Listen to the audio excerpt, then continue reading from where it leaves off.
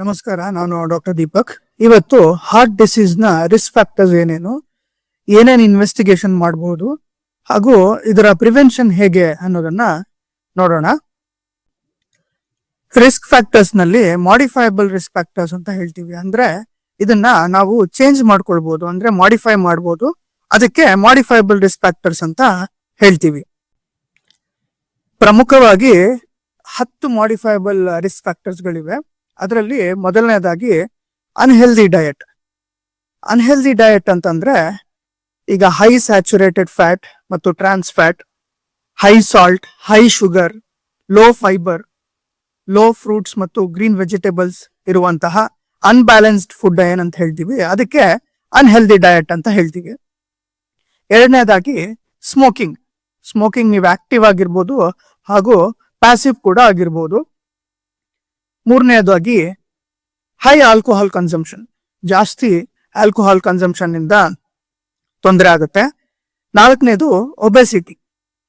ಈಗ body mass index ಅಂತ ಏನ್ ಹೇಳ್ತೀವಿ, ಅದು 30 ಮೇಲಿದ್ರೆ ಅದಕ್ಕೆ ನಾವು ಒಬೆಸಿಟಿ ಅಂತ ಹೇಳ್ತೀವಿ. ಒಬೆಸಿಟಿ ಕೂಡ ಒಂದು ರಿಸ್ಕ್ ಫ್ಯಾಕ್ಟರ್ ಕಾರ್ಡಿಯಾಕ್ ಡಿಸೀಸ್ಗೆ. ಐದನೇದು ಹೈ ಬ್ಲಡ್ ಪ್ರೆಷರ್. ಆರನೇದು ಅನ್ಕಂಟ್ರೋಲ್ಡ್ ಡಯಾಬಿಟಿಸ್. ಏಳನೇದು ಹೈ ಕೊಲೆಸ್ಟ್ರಾಲ್, LDL ಮತ್ತು ಟ್ರೈಗ್ಲಿಸರೈಡ್ಸ್ ಹಾಗೂ ಲೋ HDL. ಎಂಟನೆಯದು sedentary lifestyle. Sedentary lifestyle ಅಂತ ಹೇಳಿದ್ರೆ ಎಕ್ಸಸೈಸ್ ಇಲ್ಲದೆ ಇರೋದು, ಜಾಸ್ತಿ ಫಿಸಿಕಲ್ ಆಕ್ಟಿವಿಟಿ ಇಲ್ಲದೆ ಇರುವಂತಹ ಲೈಫ್ ಸ್ಟೈಲ್ಗೆ ಸೆಡೆಂಟರಿ ಲೈಫ್ ಸ್ಟೈಲ್ ಅಂತ ಹೇಳ್ತೀವಿ. 9ನೇದು ಸ್ಟ್ರೆಸ್. ಮೆಂಟಲ್ ಸ್ಟ್ರೆಸ್ ಏನಿದೆ, ಇದು ಸ್ಟ್ರೆಸ್ ಲೈಫ್ ಚೇಂಜಸ್ ಇಂದ ಆಗಿರ್ಬೋದು, ವರ್ಕ್ ಪ್ಲೇಸ್ ಇಂದ ಆಗಿರ್ಬೋದು ಹಾಗೂ ಹಲವಾರು ಕಾರಣಗಳಿಂದ ಆಗಿರ್ಬೋದು. ಈ ಸ್ಟ್ರೆಸ್ ಕೂಡ ಒಂದು ಕಾರ್ಡಿಯಾಕ್ ರಿಸ್ಕ್ಗೆ ಕಾರಣ. ಮತ್ತು 10 ಮತ್ತು ಕೊನೆಯದಾದ ಕಾರಣ ಅಂತಂದ್ರೆ ಕ್ರಾನಿಕ್ ಇನ್ಫ್ಲಮೇಷನ್. ಈ ಕ್ರಾನಿಕ್ ಕಂಡೀಷನ್ಸ್ ಏನ್ ಹೇಳ್ತೀವಿ, ಕೆಲವೊಂದು ಡಿಸೀಸಸ್ ಇರುತ್ತೆ. ಈಗ ಕ್ರಾನಿಕ್ ಕಿಡ್ನಿ ಡಿಸೀಸ್ ಇರ್ಬೋದು, ರುಮಟಾಯ್ಡ್ ಆರ್ಥರೈಟಿಸ್ ಇರ್ಬೋದು, ಇನ್ನು ಹಲವಾರು ಕ್ರಾನಿಕ್ ಡಿಸೀಸಸ್ ಇಂದ ಕ್ರಾನಿಕ್ ಇನ್ಫ್ಲಮೇಷನ್ ಆಗಿ ಅದು ಕೂಡ ಕಾರ್ಡಿಯಾಕ್ ರಿಸ್ಕ್ಗೆ ಒಂದು ಮೇಜರ್ ಕಾರಣ. ಕೆಲವೊಂದು ರಿಸ್ಕ್ ಫ್ಯಾಕ್ಟರ್ಸ್ ನ ನಾವು ಚೇಂಜ್ ಮಾಡ್ಲಿಕ್ಕೆ ಆಗಲ್ಲ, ಅದನ್ನ ನಾನ್ ಮಾಡಿಫೈಯಬಲ್ ರಿಸ್ಕ್ ಫ್ಯಾಕ್ಟರ್ಸ್ ಅಂತ ಕರಿತೀವಿ. ಚೇಂಜ್ ಮಾಡಕ್ ಆಗದೆ ಇರೋ ರಿಸ್ಕ್ ಫ್ಯಾಕ್ಟರ್ಸ್ ನಲ್ಲಿ ಏಜ್ ಜಾಸ್ತಿ ಆಗ್ತಾ ಇದ್ದಂಗೆ ರಿಸ್ಕ್ ಜಾಸ್ತಿ ಆಗುತ್ತೆ. ಎರಡನೇದು ಜೆಂಡರ್. ಮೇಲ್ ಜೆಂಡರ್ ನಲ್ಲಿ ರಿಸ್ಕ್ ಜಾಸ್ತಿ. ಮೂರನೇದು ಜೆನೆಟಿಕ್ ಮೇಕ್. ನಮ್ಮ ಜೆನೆಟಿಕ್ ಮೇಕಪ್ ಹೇಗಿದೆ, ಅದ್ರ ಮೇಲೆ ಏನ್ ಮ್ಯೂಟೇಶನ್ಸ್ ಇದೆ, ಏನಾದ್ರೂ ಡಿಸೀಸಸ್ ಇದೆಯಾ, ಅದ್ರ ಮೇಲೆ ನಮ್ಮ ರಿಸ್ಕ್ ಡಿಪೆಂಡ್ ಆಗುತ್ತೆ. ನಾಲ್ಕನೇದು ಫ್ಯಾಮಿಲಿ ಹಿಸ್ಟ್ರಿ. ನಮ್ಮ ಫ್ಯಾಮಿಲಿನಲ್ಲಿ ಹೆರಿಡಿಟರಿ ಆಗಿ ಏನಾದ್ರೂ ಬಂದಿದ್ಯಾ, ಏನಾದ್ರೂ ಡಿಸೀಸಸ್ ಬಂದಿದ್ಯಾ, ಅದ್ರ ಮೇಲೆ ಕೂಡ ರಿಸ್ಕ್ ಡಿಪೆಂಡ್ ಆಗುತ್ತೆ. ಹಾರ್ಟ್ ನ ಹೆಲ್ತ್ ನೋಡ್ಲಿಕ್ಕೆ ಹಲವಾರು ಇನ್ವೆಸ್ಟಿಗೇಷನ್ ಇದೆ. ಅದರಲ್ಲಿ ಪ್ರಮುಖವಾದ ಟೆಸ್ಟ್ ಗಳು ಯಾವುದು ಅಂತ ಇವಾಗ ನೋಡೋಣ. ಇನ್ನು ನಾವು ಏನ್ ರುಟೀನ್ ಟೆಸ್ಟ್ ಮಾಡಬಹುದು ಅಂತ ಅಂದ್ರೆ ಲಿಪಿಡ್ ಪ್ರೊಫೈಲ್. ಲಿಪಿಡ್ ಪ್ರೊಫೈಲ್ ನಲ್ಲಿ ಕೊಲೆಸ್ಟ್ರಾಲ್, LDL ಹಾಗೂ ಟ್ರೈಗ್ಲಿಸರೈಡ್ ಜಾಸ್ತಿ ಆದ್ರೆ ರಿಸ್ಕ್ ಜಾಸ್ತಿ ಆಗುತ್ತೆ. HDL ಕಡಿಮೆ ಆದ್ರೆ ರಿಸ್ಕ್ ಜಾಸ್ತಿ ಆಗುತ್ತೆ. ಎರಡನೇದು ಹಿಮೋಗ್ಲೋಬಿನ್. ಹಿಮೋಗ್ಲೋಬಿನ್ ಕಡಿಮೆ ಆದ್ರೆ ರಿಸ್ಕ್ ಜಾಸ್ತಿ ಆಗುತ್ತೆ. ಮೂರನೇದು HSCRP. HSCRP ನಿಮ್ಗೆ ಇನ್ಫ್ಲಮೇಷನ್, ಕ್ರಾನಿಕ್ ಇನ್ಫ್ಲಮೇಷನ್ ಬಾಡಿ ಒಳಗೆ ಎಷ್ಟಿದೆ ಅಂತ ತಿಳಿಸ್ಕೊಡುತ್ತೆ.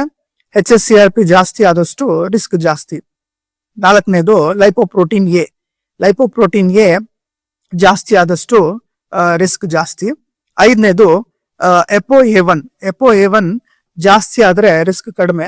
ಎಪೋ ಬಿ ಜಾಸ್ತಿ ಆದ್ರೆ ರಿಸ್ಕ್ ಜಾಸ್ತಿ. ಆರನೇದು ಯೂರಿಯಾ ಮತ್ತು ಕ್ರಿಯಾಟಿನಿನ್. ಯೂರಿಯಾ ಮತ್ತು ಕ್ರಿಯಾಟಿನಿನ್ ಕಿಡ್ನಿ ಪ್ರಾಬ್ಲಮ್ ಬಗ್ಗೆ ತಿಳಿಸ್ಕೊಡುತ್ತೆ. ಕಿಡ್ನಿ ಪ್ರಾಬ್ಲಮ್ ಜಾಸ್ತಿ ಆದಷ್ಟು ಕ್ರಾನಿಕ್ ಇನ್ಫ್ಲಮೇಷನ್ ಜಾಸ್ತಿ ಆಗುತ್ತೆ, ಹಾಗಾಗಿ ಕಾರ್ಡಿಯಾಕ್ ರಿಸ್ಕ್ ಜಾಸ್ತಿ ಆಗುತ್ತೆ. ಏಳನೇದು ಎಲೆಕ್ಟ್ರೋಲೈಟ್ ಇಂಬ್ಯಾಲೆನ್ಸ್. ಯಾವುದೇ ಒಂದು ಎಲೆಕ್ಟ್ರೋಲೈಟ್ ಇಂಬ್ಯಾಲೆನ್ಸ್ ಆದಲ್ಲಿ ಕಾರ್ಡಿಯಾಕ್ ರಿಸ್ಕ್ ಜಾಸ್ತಿ ಆಗುತ್ತೆ. ಮೆಗ್ನೀಷಿಯಂ, ಕ್ಯಾಲ್ಸಿಯಂ, ಸೋಡಿಯಂ, ಪೊಟ್ಯಾಷಿಯಂ ಇದರಲ್ಲಿ ಪ್ರಮುಖವಾದಂತಹದ್ದು. ಎಂಟನೇದು HbA1c. HbA1c ಜಾಸ್ತಿ ಆದಷ್ಟು ಡಯಾಬಿಟಿಸ್ ಅನ್ಕಂಟ್ರೋಲ್ ಆಗುತ್ತೆ, ಹಾಗಾಗಿ ರಿಸ್ಕ್ ಜಾಸ್ತಿ ಆಗುತ್ತೆ. ಒಂಬತ್ತನೇದು high blood pressure. High blood pressure cardiac risk ನ ಜಾಸ್ತಿ ಮಾಡುತ್ತೆ.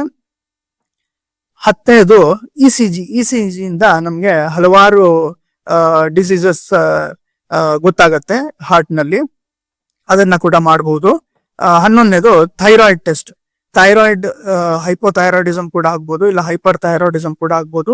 ಇವೆರಡೂನು ಕಾರ್ಡಿಯಾಕ್ ರಿಸ್ಕ್ ನ ಜಾಸ್ತಿ ಮಾಡುತ್ತೆ. ಇನ್ನು ನೆಕ್ಸ್ಟ್ ಲೆವೆಲ್ ಟೆಸ್ಟ್ ಅಂತ ಬಂದ್ರೆ, ಮೊದಲನೇದಾಗಿ NT-proBNP. ಇದು ಕ್ರಾನಿಕ್ ಅಥವಾ ಅಕ್ಯೂಟ್ ಹಾರ್ಟ್ ಫೇಲ್ಯೂರ್ ನಲ್ಲಿ ಜಾಸ್ತಿ ಆಗಿರುತ್ತೆ, ಆವಾಗ ಇದನ್ನ ಮಾಡಿಸ್ತಾರೆ. ಟ್ರೋಪೋನಿನ್ Ti ಹಾಗೂ CKMB ಏನಿದೆ, ಇದು ಹಾರ್ಟ್ ಅಟ್ಯಾಕ್ ನಲ್ಲಿ ಜಾಸ್ತಿ ಆಗಿರುತ್ತೆ, ಆವಾಗ ಮಾಡಿಸ್ತಾರೆ. ಇನ್ನು ಕೆಲವು ಟೆಸ್ಟ್ ಏನಿದಾವೆ, echo, TMT stress test, X ray ಹಾಗೂ ಕರೋನರಿ ಕ್ಯಾಲ್ಸಿಯಂ ಸ್ಕೋರ್ ಏನಿದೆ, ಇದು ಇವಾಗೆಲ್ಲ ಪ್ಯಾಕೇಜ್ ಗಳಲ್ಲಿ ಕೂಡ ಮಾಡ್ತಾ ಇದ್ದಾರೆ. ಆದ್ರೆ ಈ ಟೆಸ್ಟ್ ಗಳನ್ನ ಡಾಕ್ಟರ್ಸ್ ನ ಅಡ್ವೈಸ್ ಮೇಲೆ ಮಾಡಿಸೋದು ಒಳ್ಳೇದು. ಇನ್ನು ಸ್ಪೆಷಲ್ ಟೆಸ್ಟ್ ಗಳಿಗೆ ಬಂದ್ರೆ 24 hours Holter monitor, cardiac CT, MRI, coronary angiogram, cardiac catheterisation, myocardial perfusion study ಎಲ್ಲ ಕಾರ್ಡಿಯಾಲಜಿಸ್ಟ್ ಏನಾದ್ರು ತೊಂದರೆ ಇದ್ರೆ ಮಾತ್ರ ಮಾಡ್ತಾರೆ. ಇಷ್ಟೊತ್ತು ರಿಸ್ಕ್ ಫ್ಯಾಕ್ಟರ್ಸ್ ಏನೇನ್ ಟೆಸ್ಟ್ ಮಾಡಿಸ್ಬೋದು ಅಂತ ನೋಡಿದ್ರಿ. ಇವಾಗ ಹೇಗ್ ಪ್ರಿವೆಂಟ್ ಮಾಡಬೇಕು, ಇದನ್ನ ಕಾರ್ಡಿಯಾಕ್ ರಿಸ್ಕ್ ನ ಹೇಗ್ ಕಡಿಮೆ ಮಾಡ್ಕೊಳ್ಬೇಕು ಅನ್ನೋದನ್ನ ನೋಡೋಣ. ಮೊದಲನೇದಾಗಿ ನಾನ್ ಮಾಡಿಫೈಬಲ್ ರಿಸ್ಕ್ ಫ್ಯಾಕ್ಟರ್ಸ್ ಏನಾದ್ರು ಇದ್ರೆ, ಅಂದ್ರೆ ಫ್ಯಾಮಿಲಿ ಹಿಸ್ಟ್ರಿ ಅಥವಾ ಜೆನೆಟಿಕ್ ಮೇಕಪ್ ನಲ್ಲಿ ಏನಾದ್ರು ತೊಂದರೆ ಇದ್ರೆ ಡಾಕ್ಟರ್ಗೆ ತಿಳಿಸಿ ಅದಕ್ಕೆ ಸೂಟಬಲ್ ಆಗಿರೋ ಟೆಸ್ಟ್ ಗಳನ್ನ ಮಾಡಿಸೋದು ಒಳ್ಳೇದು. ಎರಡನೇದು ವಾರ್ನಿಂಗ್ ಸೈನ್ಸ್ ನ ಕಂಡುಹಿಡಿಯೋದು. ತಲೆ ಸುತ್ತೋದು,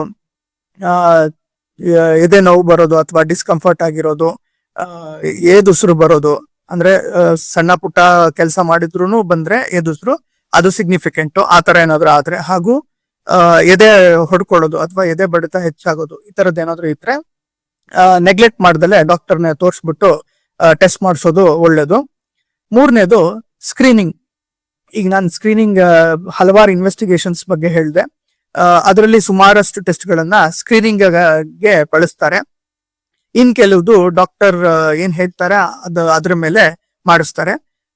ಈ ಸ್ಕ್ರೀನಿಂಗ್ ಗೆ ಮಾಡುವಂತ ಟೆಸ್ಟ್ ಗಳನ್ನ ನೀವು ಮಾಡಿಸ್ಬೋದು. ನಾಲ್ಕನೇದು ಪ್ರಮೋಟ್ ಹೆಲ್ದಿ ಲೈಫ್ ಸ್ಟೈಲ್.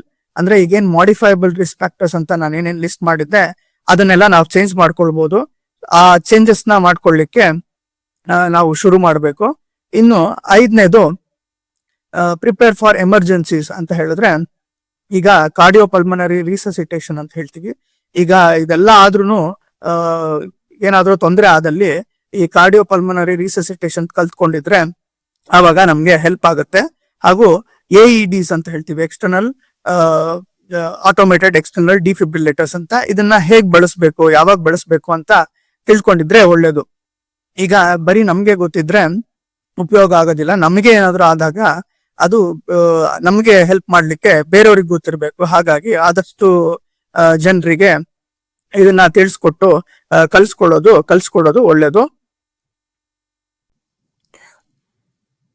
ನಿಮ್ಗೆಲ್ಲ ಗೊತ್ತಿದೆ, prevention is better than cure. ಹಾಗಾಗಿ ನಿಮ್ಗೆಲ್ಲ ಏನೇನ್ ರಿಸ್ಕ್ ಫ್ಯಾಕ್ಟರ್ಸ್ ಇದೆ ಅದನ್ನೆಲ್ಲ ತಿಳ್ಕೊಳ್ಳಿ, ಟೆಸ್ಟ್ ಗಳನ್ನ ಮಾಡಿಸಿ, ಹಾಗೂ ನಿಮ್ಮ ಹಾರ್ಟ್ ನ ಕಾಪಾಡ್ಕೊಳ್ಳಿ. Thank you.